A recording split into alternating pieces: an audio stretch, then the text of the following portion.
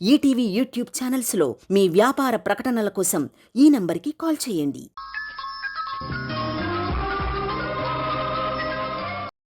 వదినా, పిల్లలు నిద్ర లేచేశారు. ఇప్పుడెట్టా?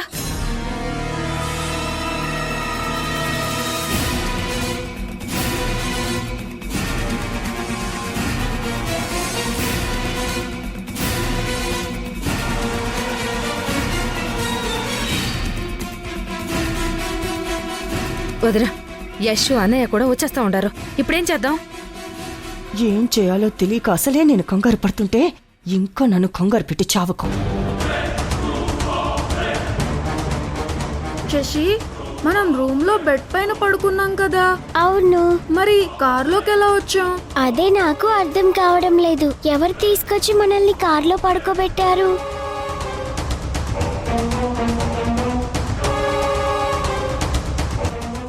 మీ నానమ్మ ఈ కన్యాకుమారి.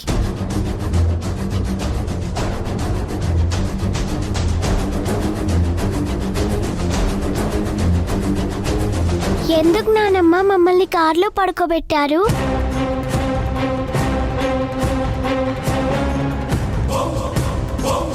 నా నుంచి మిమ్మల్ని తప్పించాలని ఇద్దరు ప్లాన్ చేశారు.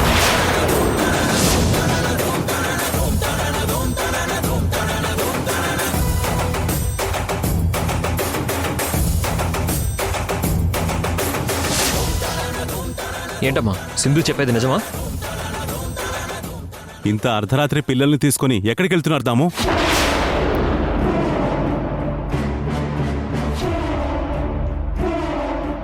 మాట్లాడింది దావతా? నేను చెప్తాను. రిషి శశి నా పిల్లలే అన్న నిజం నాకు తెలిసిపోయింది కదా. నేను నా పిల్లల్ని ఎలా అయినా దక్కించుకుంటాను అన్న భయంతో పిల్లల్ని నాకు దక్కకుండా చేయడం కోసం వాళ్ళు నిద్రపోతున్న టైంలో మీకు కూడా తెలియకుండా రాత్రికి రాత్రే ఈ సిటీ దాటించి వేరే ఊళ్ళో పిల్లల్ని దాచిపెట్టి పిల్లలు కనపడకుండా పోవడానికి నేనే కారణం అంటూ మళ్ళీ నా మీద కేసు పెట్టి నన్ను జైలుకి పంపించాలనే ప్రయత్నం ఇది.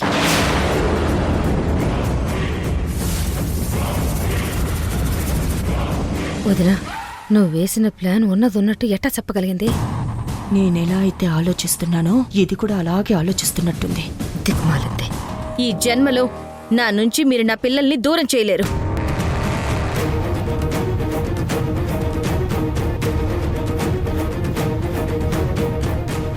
ఏంటమ్మా మాట్లాడరేంటి? మీ అమ్మ తప్పు చేస్తుంది కదరా, అందుకే మాట్లాడలేకపోతోంది. ఎందుకమ్మా ఇలా చేస్తున్నావు? అసలు నీకేమైంది? తప్పు మీద తప్పు, తప్పు మీద తప్పు మళ్ళీ మళ్ళీ చేస్తూనే ఉన్నావు. అర్ధరాత్రి నిద్రపోతున్న పిల్లల్ని ఎత్తుకెళ్ళావా? పిల్లల్ని ఎత్తుకెళ్లడం మీ అమ్మకేం కొత్త కాదు యష్. అది అలవాటే. నోరు ముయ్యవే. నేనెందుకు నోరు మొయ్యాలి? తప్పు చేసింది చేస్తుంది మీరు. నోరు మొయ్యాల్సింది, తల దించుకోవాల్సింది మీరే.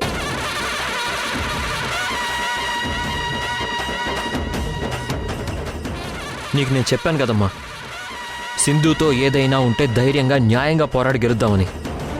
ఎందుకు ఇలా అడ్డదారిలో వెళ్ళి అందరి ముందు ఓడిపోతావు? వద్దమ్మా, ఈ ప్లాన్స్ అన్ని దయచేసి ఆపే.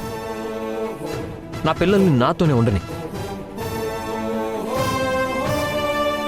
రిషి, శశి, పదండి.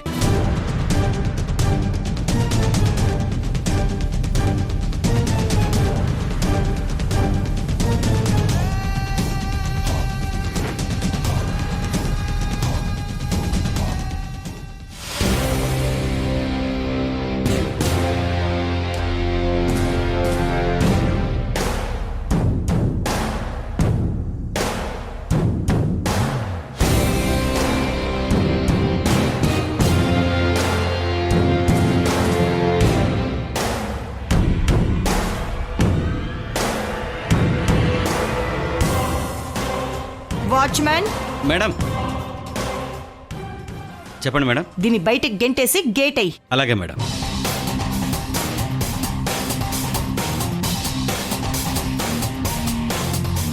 మేడం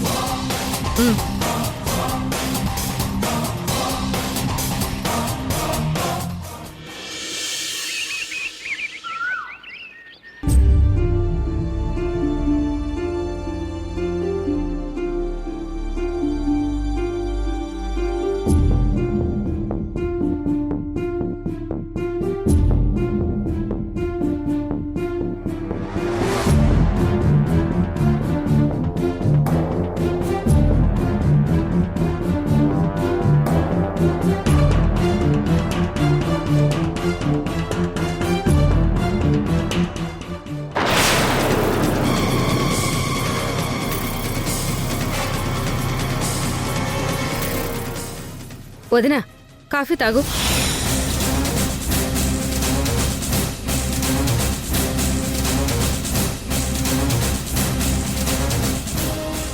వదినా సింధు నిన్ను వదిలిపెట్టదు. చూడు యుద్ధానికి వచ్చిన వేరే వనితలా ఇంటి ముందు ఎట్ట నిలబడి ఉండదో. దీని వాళకం చూస్తుంటే రాత్రంతా నిద్ర కూడా పోయినట్టు లేదు. దానికి ఎట్ట నిద్ర పడుతుంది వదినా? రాత్రి నువ్వు పిల్లల్ని ఢిల్లీ పంపించే విషయం తెలుసుకుంది కదా, అందుకే కంటి మీద రెప్ప కూడా వాల్చకుండా పిల్లలు ఎటు ఏళ్లకుండా తన 2 కళ్ళని 1000 కళ్ళుగా చేసి కాపలా కాస్తుంది. దీన్ని ఎలా వదిలించుకోవాలి అర్థమై చావడం లేదు అసలు. సింధు విషయంలో ఎందుకు వదిన అంత కంగారు పడతా ఉండారు? మీరు అనండి, దాన్ని ఇక్కడి నుంచి ఎట తప్పించాలో నేను చూస్తాను. ఏ పనైనా నీకు అప్పచెప్పాలంటేనే నాకు టెన్షన్గా ఉంది. నేనెక్కడ ఇరుక్కుంటానోనని. వద్దులే, అదేదో నేనే చూసుకుంటాను.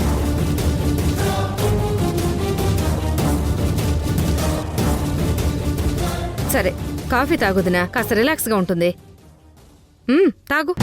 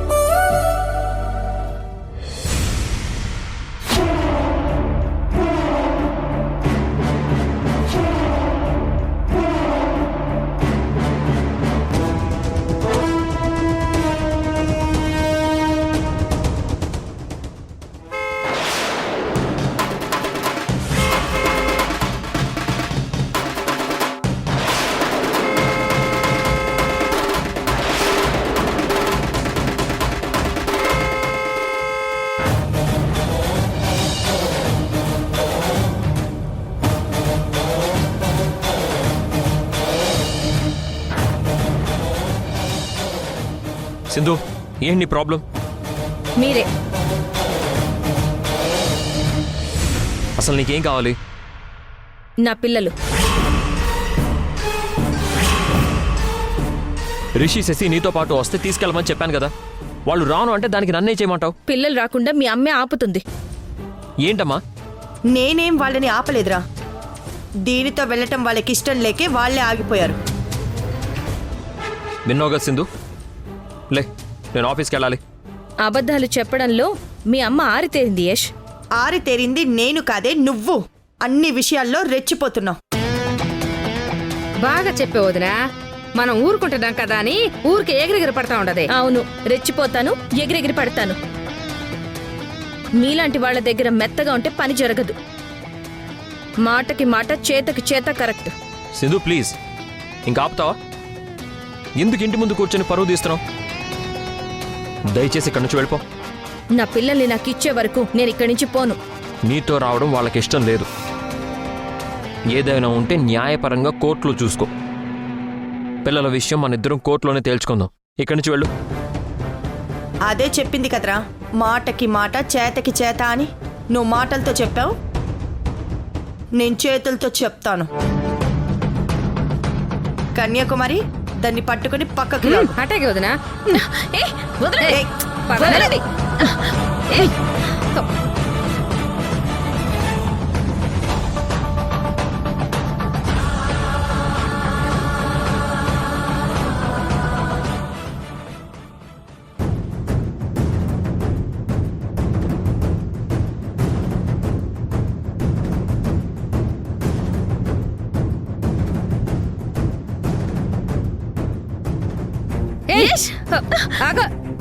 యాడికి పోతావే?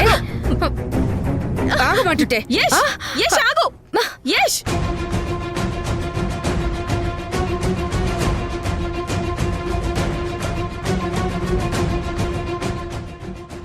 గేటేసేయ్. అలాగే మేడం.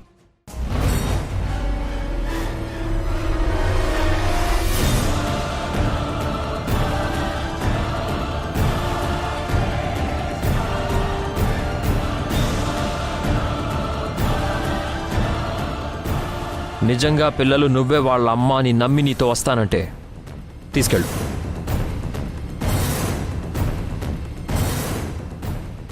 నీతో ఇప్పుడు పిల్లల్ని పంపిస్తే రేపు వాళ్ళకి మంచి భవిష్యత్తు ఉండదు. నేను పంపను.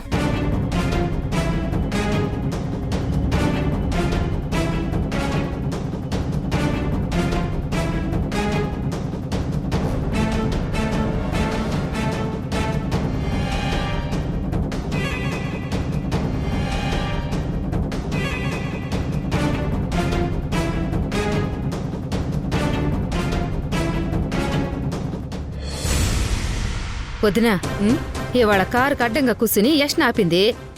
సింధు మొండితనం పట్టుదల సొత్త అంటే రేపు నిన్ను అన్నయ్యని కూడా నడి రోడ్డు మీద నిలబెట్టి అందరిలో నిలదీసేలా ఉంది. అది మొండైతే నేను జగముండసల చూస్తాను ఎన్ని రోజులు ఇలా మా ఇంటి బయట పోరాటం చేస్తుందో. అది తగ్గాలే తప్ప నేను తగ్గేదే లేదు.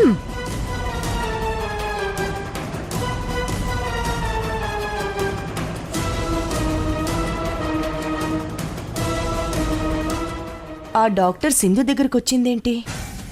ఫైనాన్స్ కేసు నుంచి వాళ్ళని కాపాడు ఉండదు కదా, అందుకే థ్యాంక్స్ చెప్పుకోవడానికి వచ్చి ఉంటుంది వదినా. సింధు,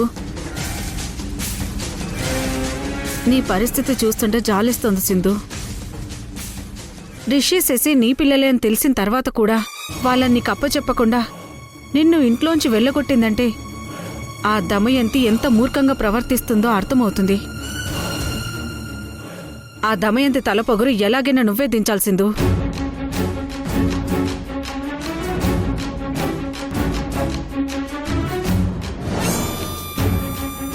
ఏంటది దాని చేతిలో? ఏం వదినా? ఏంటిది? రిషి శశి నీకు పుట్టిన పిల్లలే అని నిరూపించడానికి కావలసిన సాక్ష్యం ఈ పెన్ డ్రైవ్లో ఉంది. ఆ రోజు నేను నీ పిల్లల్ని దమయంతికి అప్పచెప్పే సీసీ ఫుటేజ్ ఇందులో ఉంది. బ్రతిమిలాడితే నీ పిల్లలు నీకు దక్కరు సింధు. సాక్ష్యాన్ని కోర్టులో చూపించు, బలంగా పోరాడు.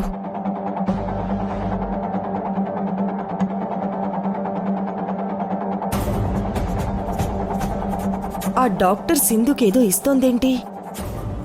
కొంప తీసి పిల్లలకు సంబంధించిన సాక్ష్యం కాదు కదా? అదే అయ్యుంటుంది. వాళ్ళకి సాయం చేసింది కదా సింధు, దానికి కృతజ్ఞతగా సాక్ష్యాలు అందిస్తోంది. చూద్దాం పద. అట్నే వదినా. చాలా థ్యాంక్స్ అండి, మీ రుణం తీర్చుకోలేను. అయ్యో ఏంటమ్మా ఇది? వద్దు. నువ్వు నాకు చేసిన హెల్ప్కి నీ రుణం తీర్చుకునే అవకాశం ఇప్పటికొచ్చింది. వస్తానమ్మా.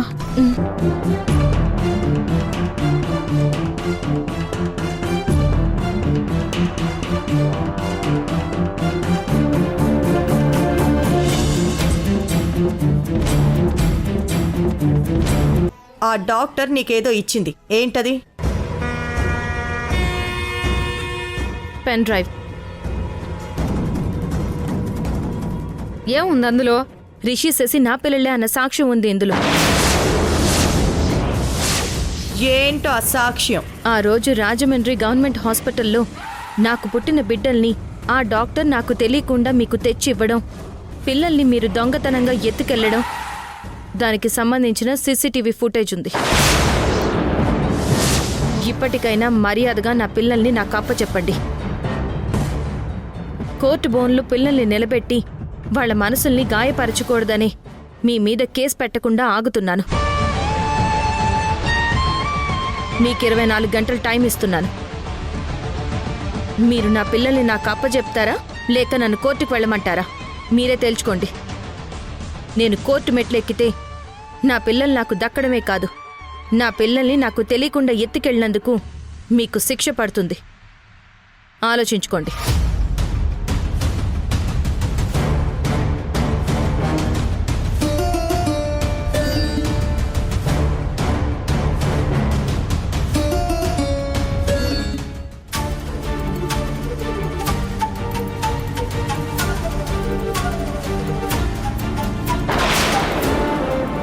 వదినా, ఆ సాక్ష్యం గనక కోర్టులో చూపిస్తే సింధు చెప్పినట్టు నీకు శిక్ష పట్టం ఖాయం.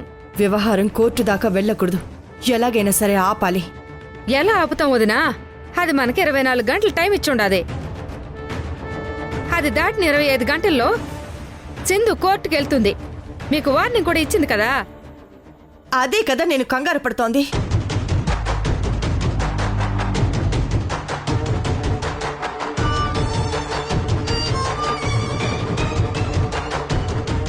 దమయంతి, ఎన్నాళ్లకు దూరుకుంటావు నాకు? ఈ పరిస్థితిని అడ్డం పెట్టుకుని నిన్ను నా దారిలోకి తెచ్చుకుంటాను చూడు. వదినా, నిజంగా సింధు కోర్టులో కేసెత్తే మీ పరువు, మర్యాద, పిల్లలు అన్నీ మీకు దూరం అయిపోతాయి. అప్పుడు మీరు ప్రాణాలతో ఉండి కూడా ఏం లాభం? నువ్వు చెప్పినట్టు నిజంగా అదే జరిగితే నేను బ్రతకడం కంటే చావటమే మేలు. మీరు సావకుండా పిల్లలు సింధు సొంతం కాకుండా నేను చేస్తాను. అందుకు నా దగ్గర ఓ ప్లాన్ ఉండాది. కాకపోతే మీరు నాకు మాట ఇవ్వాలి. ఇస్తేనే చేస్తాను. ఏం మాట ఇవ్వాలి నీకు? పిల్లల్ని సింధు తీసుకెళ్ళిపోతే ఇంక మీతో మాకు ఎట్టంటే అవసరం ఉండదు. నా కూతురు యష్కి భార్య కావాలని, ఈ ఇంటి కోడలు కావాలని కలలు కంటా ఉండదే.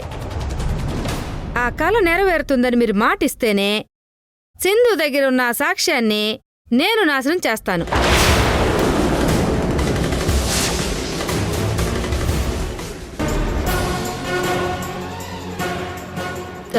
చెప్పండి వదినా, సంధ్యని నీ కొడుక్కిచ్చి పెళ్లి చేస్తారా? నాకు నీ మాటల మీద చేతల మీద నమ్మకం లేదు అసలు. ముందు నువ్వు చెప్పింది చేసి చూపించు. అప్పుడు నువ్వు అడిగిన మాట గురించి ఆలోచిస్తాను. నువ్వన్నట్టు నిజంగా సింధు పీడ విరుగుడైతే ఆ ఆలోచనని ఆచరణలో పెడతాను. వదినా, మాట ఇచ్చావు, అది చాలు నాకు. ఇక నుంచి సింధు సంగతి నేను చూసుకుంటాను. నా దగ్గర చురుకైన మనుషులుండారు. వాళ్ళని సింధు మీదకి ప్రయోగించి దాని దగ్గరున్న సాక్ష్యాన్ని అంతం చేస్తాను.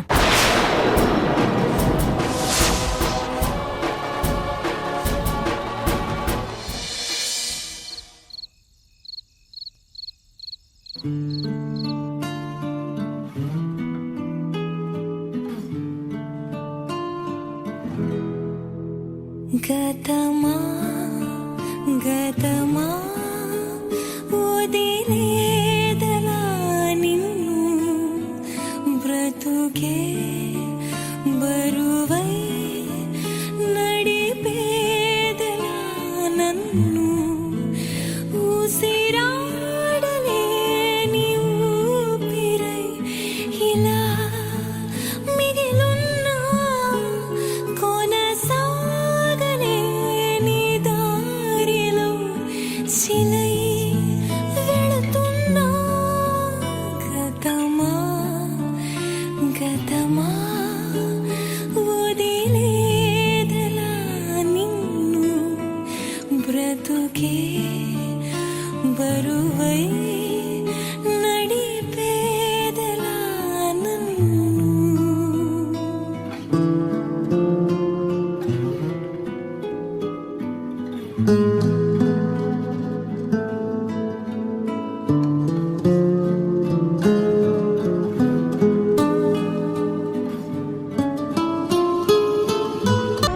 రేపటికల్లా ఆ సింధు పెట్టిన 24 గంటల గడువు ముగుస్తుంది.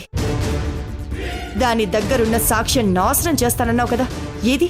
నీ దగ్గర ఆ ప్రయత్నం నాకేమీ కనపడడం లేదు అసలు. తొందరపడకుదినా, ఇంకొద్ది క్షణాల్లోనే అది జరగబోతా ఉండాది. సింధు నట్టనే సోత్తా ఉండు, నీకే తెలుస్తుంది.